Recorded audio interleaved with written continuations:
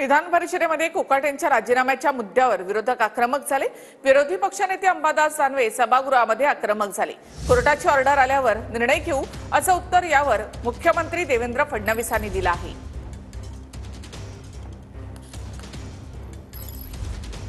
सदनिका घोटाळ्यामध्ये 2 वर्षाची शिक्षा झालेले माणिकराव कोकाटे अधिवेशनामध्ये आले। त्यामुळे विधान परिषदेमध्ये मोठा गदारोळ झाला। माणिकराव कोकाटेंच्या राजीनाम्याबद्दल सरकारची भूमिका काय असा सवाल अंबादास दानवेंनी विचारला। त्यावर फडणवीसांनी कोर्टाचा निर्णय आल्यावर राज्यपाल निर्णय घेतील असं उत्तर दिलं। राज्याचे एक मंत्री असणारे कृषी मंत्री यांना शोक प्रस्ताव आहे। नाही, मी शोक प्रस्तावाच्या आधी मी बोलू द्यायची विनंती केली आपल्याला।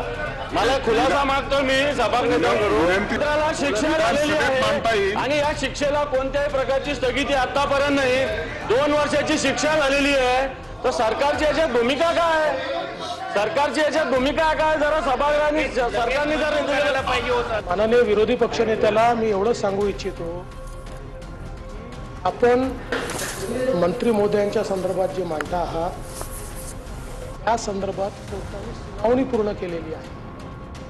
पोस्ट फॉर ऑर्डर ठेवलेला आहे। त्यांची ऑर्डर आल्यानंतर त्याच्यावर निर्णय सभागृह किंवा राज्यपाल घेतील।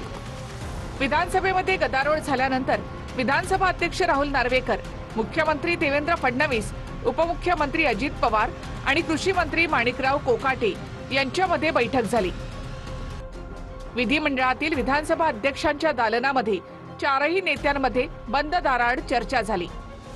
माणिकराव कोकाटे तर आता हे घटनाबाह्य मंत्री आहेत आणि आता त्यांनी शेतकऱ्यांना भिकारी बनवलं आणि आता न्याय मागत असताना त्यांनाच भिकाऱ्याच्या भूमिकेत कुठेतरी बघण्याचा एक दैवाचा योग हा त्यांच्या पुढे आलेला आहे। त्यामुळे घटनाबाह्य मंत्री आता हाऊसमध्ये कसे बसतात हा प्रश्न आहे। तुम्ही तुमची भूमिका मांडाल कसे? जेव्हा वेळ मिळेल तेव्हा मांडेल, जेव्हा वेळ मिळेल तेव्हा मांडेल। सुनील केदारांवर जेव्हा केस झाली तेव्हा काय स्पीकरने ऍक्शन घेतली होती?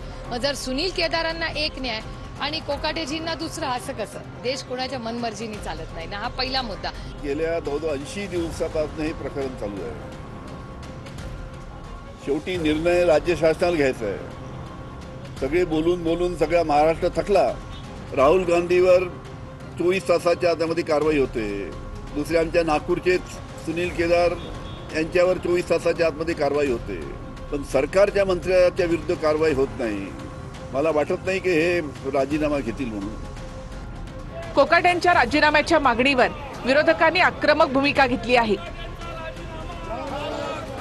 त्यामुळे सत्ताधारी कोकाटेंबद्दल काय निर्णय घेणार याची उत्सुकता लागून राहिली आहे।